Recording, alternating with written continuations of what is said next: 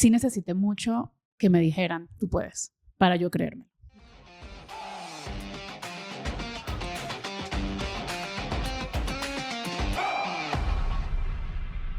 Buenos días, muchas gracias a todos ustedes que están con nosotros en el siguiente episodio de ¿Qué sigue?, donde hablamos sobre innovación. El día de hoy tenemos a la fundadora de Tikkun Talks, Débora Apeloy. Débora, muchas gracias por estar aquí con nosotros. Gracias, Carolina. Encantada con esta invitación. No, ¿de qué? Pues platícanos, para los que todavía no conocen Tikkun Talks, ¿qué son Tikkun Talks? Tikkun Talks es una plataforma de comunicación y de consultoría que gira alrededor del Tikkun. Tikkun en hebreo significa reparación y se refiere a la reparación del mundo. Tikkun Olam es un concepto global por el que nos regimos en el pueblo judío.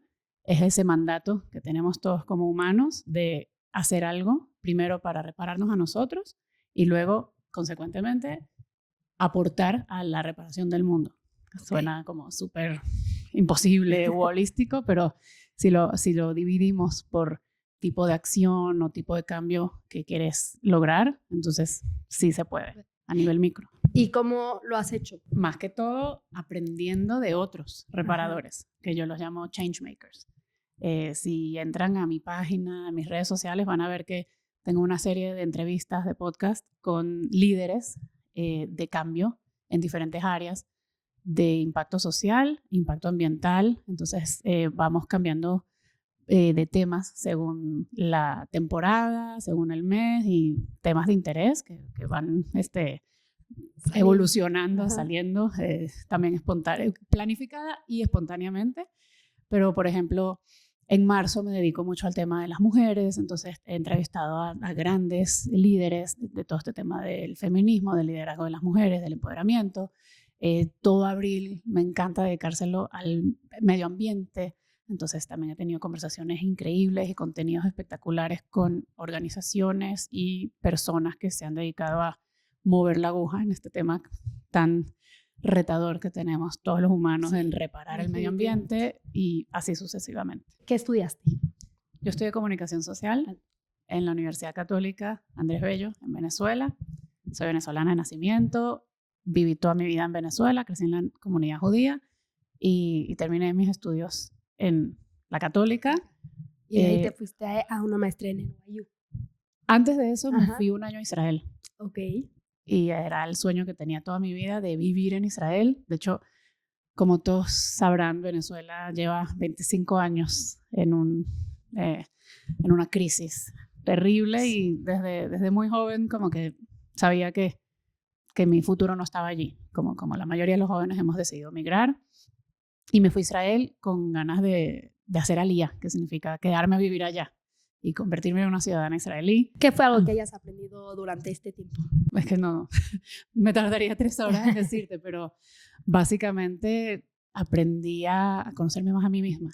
Fue para mí el regalo que me di de salir de mi burbuja, de independizarme, de aprender mejor hebreo, de conocer a gente de todas partes del mundo, de aplicar mi carrera, porque durante mis estudios ya había trabajado mucho en agencias de publicidad y canales de televisión, o sea, cosas relacionadas con lo que estaba estudiando, pero en Israel ya fue como trabajar en otro idioma, en otro entorno. También me aventuré porque me había quedado la espinita que quería estudiar medicina. Entonces hice el curso de primeros auxilios con el Maguen David Adom, que es como la Cruz Roja, pero de Israel, y trabajé en las ambulancias, o sea, aprendí demasiado. Justo nosotros tenemos muchos jóvenes que nos escuchan. ¿Cómo es acoplarte a un país con cosas totalmente diferentes a lo que tú estás acostumbrada?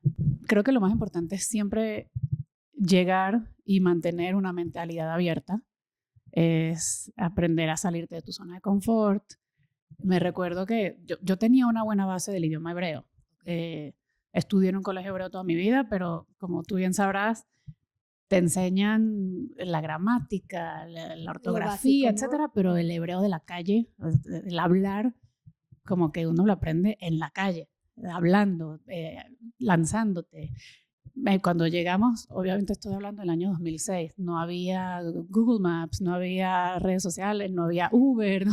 Entonces yo me montaba en taxis y me montaba en autobuses y hablaba con la gente, hablaba con los taxistas. Así, yo digo que yo aprendí el hebreo real con los taxistas. Ahí. ¿Qué es algo que te con gustaría compartir de Israel para la gente que todavía no conoce? Que es el mejor país del mundo, de verdad.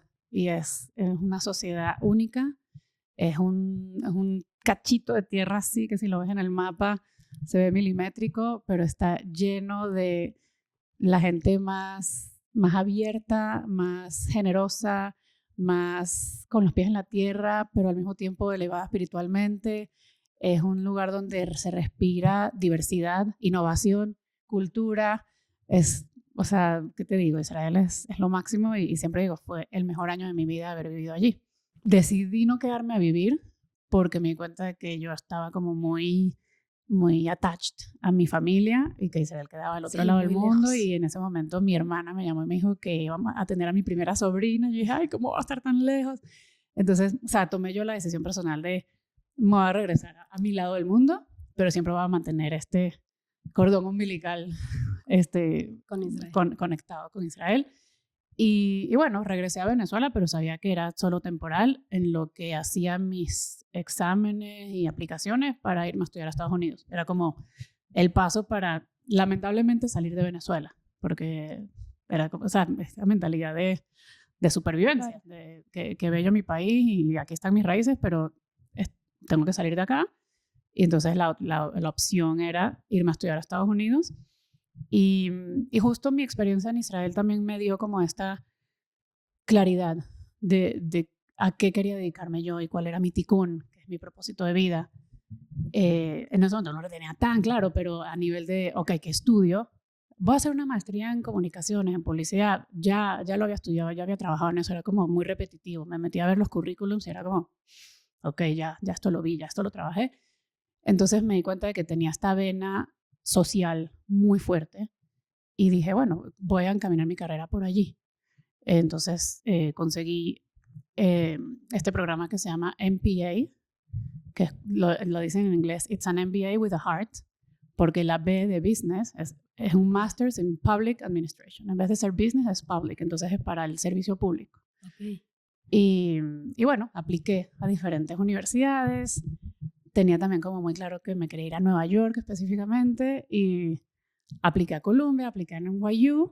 En NYU me gané una beca y bueno, terminé estando en NYU y también fueron los segundos mejores 2 años de mi vida. ¿Qué recomendación le tendrías tú a alguien que se quiere ir a estudiar a Estados Unidos? Es trabajoso, tienes que dedicarle mucho tiempo y energía. Me acuerdo que también, o sea, yo estaba trabajando en una agencia de publicidad y tenía que esconder mi libro, tenía que estudiar para el SAT, no el SAT, perdón, el GMAT. El GMAT. Y a la vez estaba trabajando y estaba encantada en mi trabajo en Venezuela, pero no quería decir que estaba aplicando porque entonces no me iban a tomar tan en serio, o sea, van a decir, ay, no, ella ya se va. Entonces me acuerdo que tenía que esconder mi libro del GMAT en el carro, debajo de un suéter, o sea, fue un proceso un poco estresante, todo ese tema de las aplicaciones, pero le dediqué mucha pasión, energía y ganas y lo logré. No sé, han pasado muchos años, yo no sé si ya cambiaron este tema de los exámenes, los requisitos, pero escribes ensayos, escribes cartas de recomendación que se las pides a tus jefes, a tus profesores, etc. Y es un proceso que lo tienes que hacer, simplemente le tienes que dedicar, echar muchas ganas. Yo creo, nunca me lo dijeron, pero yo creo que yo me gané esa beca específicamente por un ensayo que escribí. O sea, ahorita que dices desde México, desde Venezuela, un país latino, como era una escuela de impacto social, de servicio público, me pedían, busca una imagen y escribe al respecto de esa imagen. Y como yo venía del mundo de la publicidad, me acuerdo que yo había visto en alguna revista o algo en mi tesis una imagen que era como una barriada sabes que las más reconocidas en los medios son en Brasil, las favelas, ¿no? Estas películas. Sí, que siempre salen, sí. Y estaba la foto al revés. Pero, o sea, si tú buscas esa foto, imagínate, cierra los ojos y ve una foto de un barrio, son muchas casitas, todas así como construidas con las manos, no con mucho diseño, ni con mucha arquitectura, ni ingeniería. y, y son, ¿sabes? Muy rudimentarias, de ladrillo, Ajá. y la foto estaba al revés. Y a primera vista no lo notas, como que tienes que ver bien para darte cuenta de que la foto está al revés. Y a mí eso resonó muchísimo conmigo porque yo crecí en Venezuela, en Caracas, que es una ciudad rodeada de montañas y rodeada de barriadas, y yo siempre sentía como esa responsabilidad. Yo desde mi salón de clases en una universidad privada, mi vista era los barrios. Entonces como que durante todos mis estudios yo sabía que yo tenía un compromiso, todo esto que yo estoy haciendo es para esta gente que es menos privilegiada que yo. Y ese ensayo que yo escribí, inspirada en esa foto y en esa idea, creo que fue lo que me dio esa beca. Wow. Pero porque vino de aquí, del corazón, del compromiso. ¿Y cómo fue que te decides venir a México? Me enamoré. Conocí a mi esposo en Nueva York. En NYU, ajá. Sí. Bueno, fuimos novios, nos casamos. Él es mexicano, argentino, pero tenía su carrera también muy arraigada aquí a México. Y bueno, a los pocos meses de casados, él estaba emprendiendo también su propio negocio, su propia organización, y nos dimos cuenta de que para crecer y en esa fase de startup en la que estábamos, convenía más estar en México y nos mudamos a México. ¿Cómo fue emprender? Ha sido un camino hermosamente retador. No sé, yo por mis propias inseguridades, por muchos años decía, no, yo no sirvo para emprender, yo soy muy buena empleada, yo siempre necesito tener un jefe, alguien, ¿sabes? Como sí, que tengan que hacer. Sí, pero al mismo tiempo también quería mi libertad, mi flexibilidad, después de tener mis hijos, quería, ¿sabes? Me encantaba siempre trabajar para algo más grande que yo misma, y al mismo tiempo tenía las ganas de tener mi propio proyecto.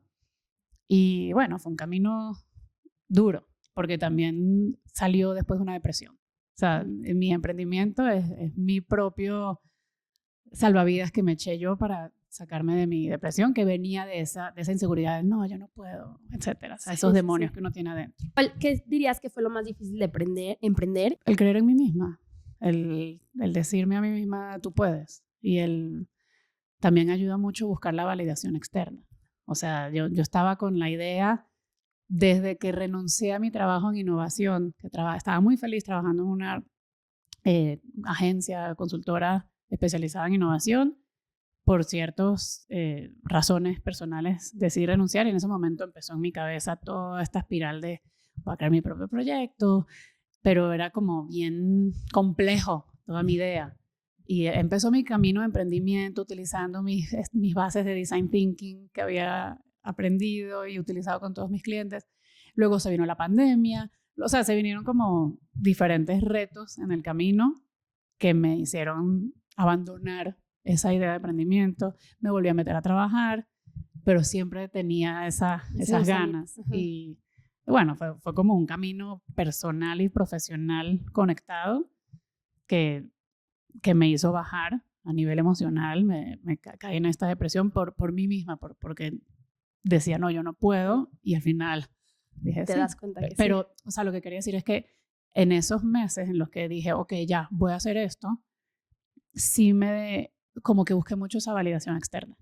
Entonces, hacía llamadas de Zoom con diferentes personas a las que yo admiraba desde el punto de vista de emprendimiento, de liderazgo o de impacto social, contándoles la idea. Y me decía, no, sí, suena súper bien. Ay, bueno, yo te puedo invitar al podcast. O sea, sí necesité mucho que me dijeran, tú puedes, para yo creerme.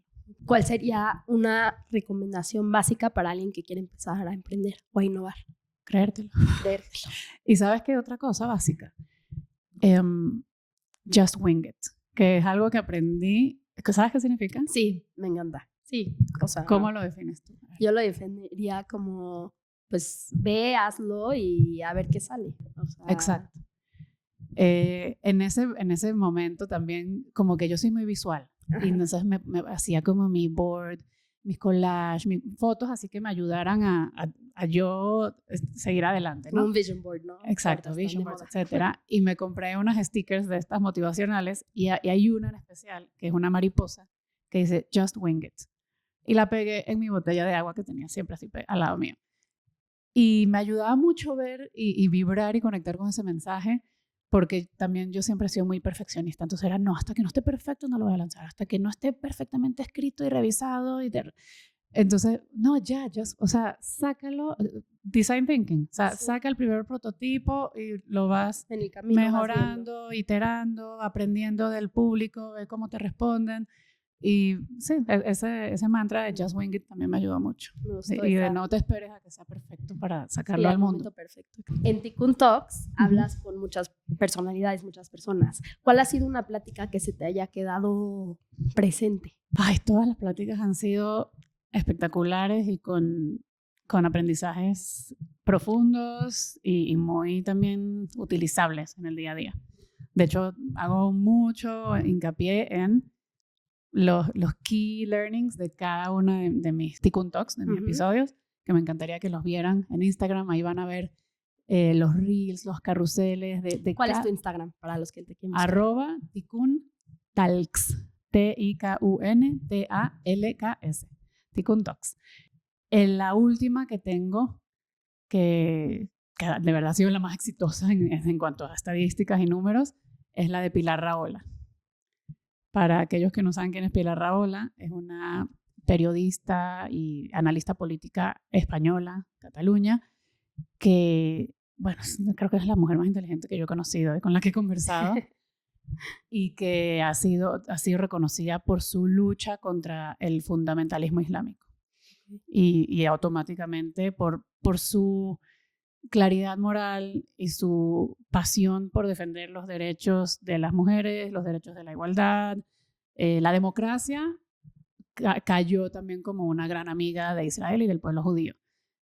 Y la verdad, creo que el éxito de este Tikkun Talk en específico, porque ella es una mujer muy reconocida y ha tenido muchas entrevistas y muchos podcasts, o sea, la gente la busca mucho, pero en esta entrevista en específico, y también es la especialidad de Tikkun Talks, yo le dije, aquí no vamos a hablar de política, no vamos a hablar de fundamentalismo islámico, o sea, queremos conocerte a ti, a la parte de adentro, a tu alma.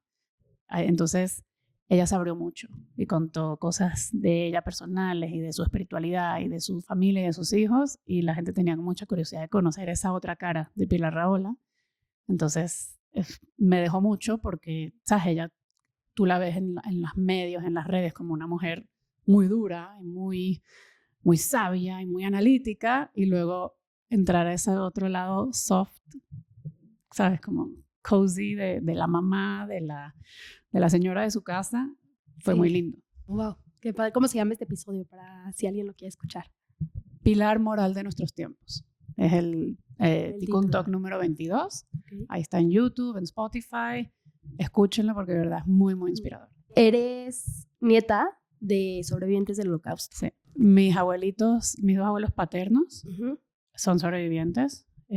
Andrés Abraham Peloy y Musha Horenkrieg están en el cielo viéndome todos los días y estoy segura de que las estoy haciendo sentir orgullosas con mi trabajo. Yo siempre digo que ellos son los guardianes de mi Tikkun. Son lo que ellos vivieron, lamentablemente, me dio a mi propósito en mi vida. Sí. Es lo que estoy haciendo al respecto. Pero sí, desde chiquitita crecí con el trauma del Holocausto y buscando la luz en todas esas historias tan fuertes y tan atroces. Y también Tikkun Talks es mi respuesta a qué hago al respecto. Bueno, hay mucha gente que todavía dice que el Holocausto no sucedió.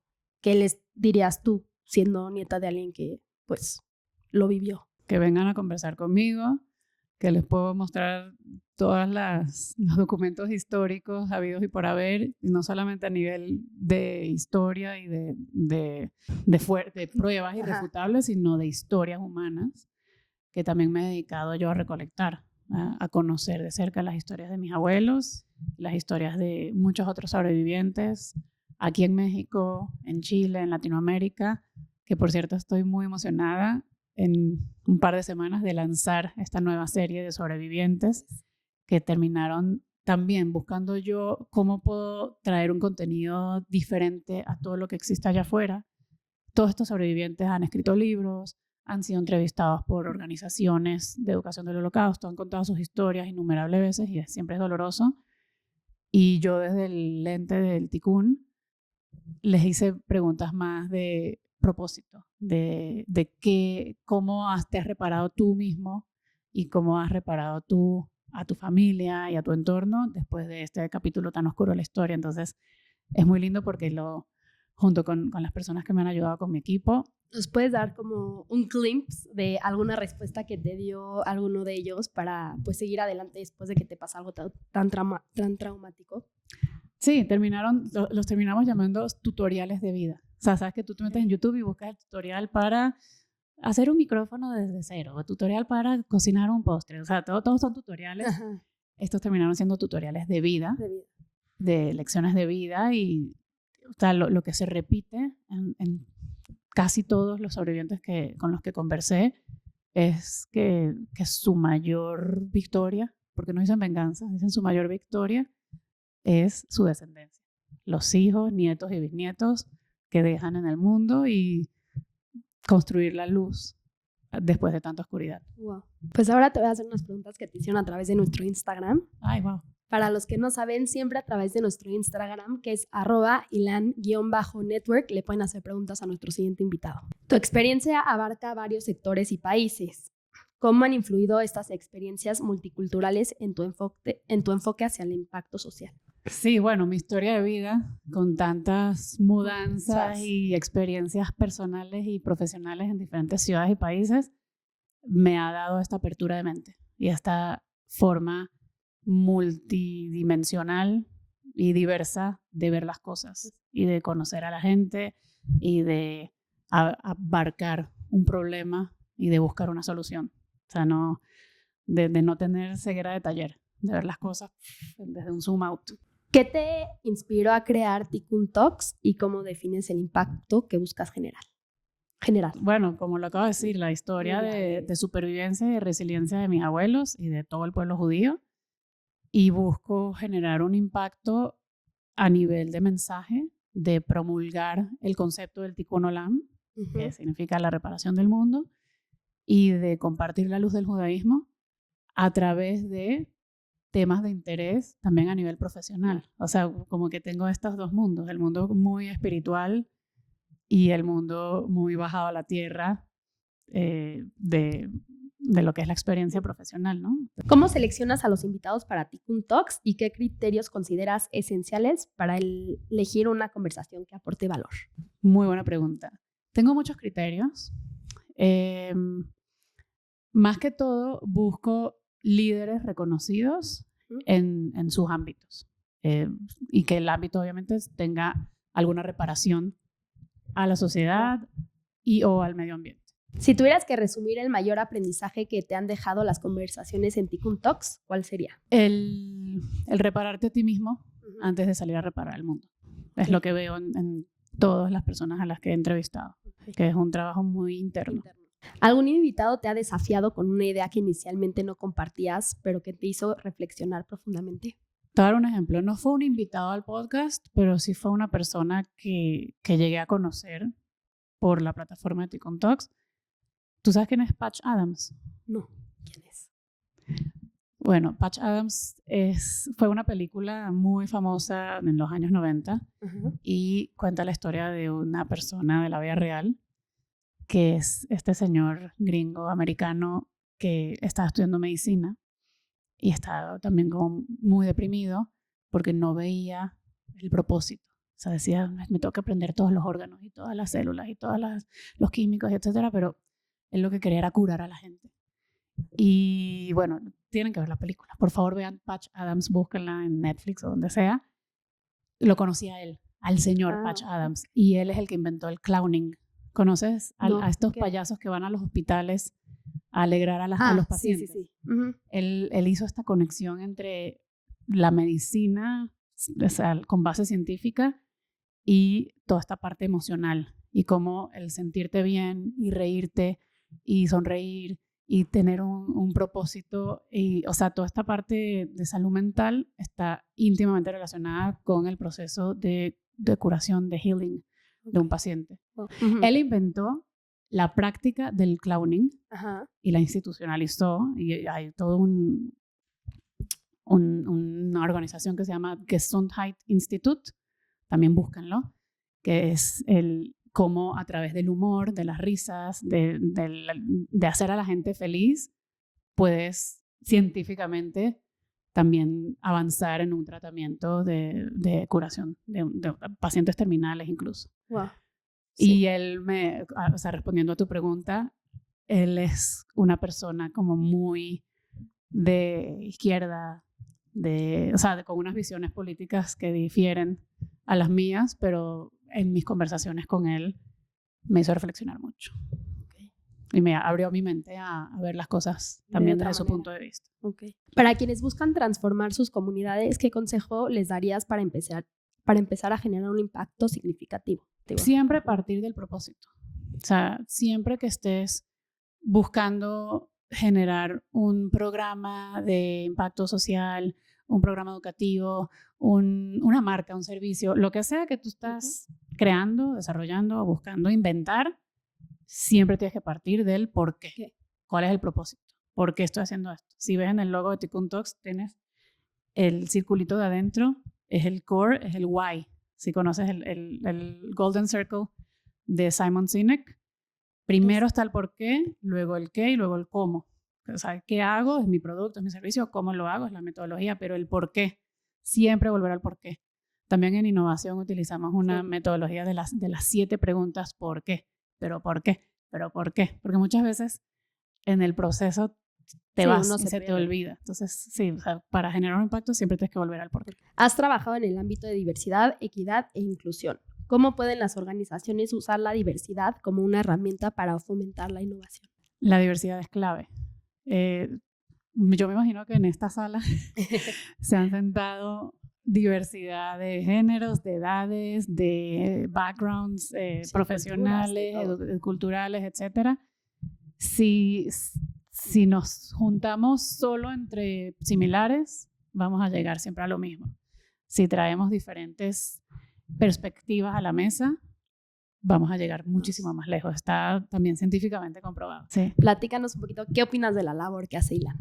Soy fan. Sí. O sea, te estaba diciendo al principio, antes de empezar a grabar, que cuando estaba trabajando en innovación, o sea, siendo yo una profesional de comunicación e innovación, con siempre esta búsqueda de innovar, pero más que para el sector de negocios, para el sector de impacto, y con esta pasión que tengo por Israel y el pueblo judío y Latinoamérica, dije, o sea, ¿qué es esto? Es yo. Para mí, estoy muy alineada con la misión y con la forma en la que Ilan cumple esta misión. Porque es Latinoamérica, es Israel, es innovación como puente y creo, o sea, estoy en las mismas. Y platícanos qué podríamos hacer nosotros o todos que nos están escuchando para ayudar a que la iniciativa de Tikkun Talks se vuelva más global o más gente la pueda conocer. Bueno, primero sigan a Tikkun Talks en Instagram, pero no solamente darle follow y darle like, es interactuar, es ser parte de la comunidad. También yo he aprendido mucho este tema de crear comunidad a través de las redes. Sí. Las redes, como lo sabemos, pueden ser muy tóxicas o pueden ser muy educativas y muy que crean cambio y engaging. Y yo estoy justo leveraging esa parte tan bonita de las redes, de crear una comunidad. Vengan a mi comunidad, interactúen, comenten, pregunten, compartan, porque muchas veces somos pasivos, ¿no? Sí. Entonces terminamos interactuando con cuentas que el bailecito, de la receta, o sea, que te aportan, pero no termina dándote no hacen un cambio realmente. Sí, no tienen como este fondo más profundo o educativo. Y bueno, o sea, valoren el trabajo que hacemos, que de verdad, tú lo sabes, te consume, pero apasiona. Entonces, vengan a Tikkun Talks, donde más comunidad se desarrolla es en Instagram, pero en YouTube tenemos los episodios ya completos, compártanlos con sus amigos. Y en Spotify, ¿no? En Spotify también. En Spotify y YouTube. Y bueno, sean parte de la comunidad, inviten a más amigos, ayúdenme a correr la voz y a seguir creciendo aquí en México, en Latinoamérica. ¿Qué sigue para Tikkun Talks y qué sigue para Débora? ¿Qué sigue? Uy, muchísimo. Estamos en enero calendarizando y haciendo planificación estratégica por objetivos. Todo este primer Q lo tengo dedicado a Voice of the People, que es esta iniciativa del presidente de Israel y me siento muy honrada de ser parte y voy a viajar a Israel en marzo, entonces estoy construyendo todo el plan para el contenido que vamos a hacer durante este tiempo, pero el resto del año y más a visión de futuro tengo muchas ideas que todavía tienen que aterrizarse, pero de modelo de negocio e impacto para crecer en Tikkun Talks, más allá de la creación de contenido y consultoría que también doy. Tengo unas ideas ahí rondando mi cabeza de productos de Tikkun que me encantaría también cuando ya esté más aterrizada la idea que los conocieran y que los apoyaran. Buenísimo. Pues Débora, muchas gracias por estar aquí con nosotros y muchas gracias a todos ustedes que nos están escuchando. Gracias, Caro. Me encantó esta conversación. No, ¿de qué?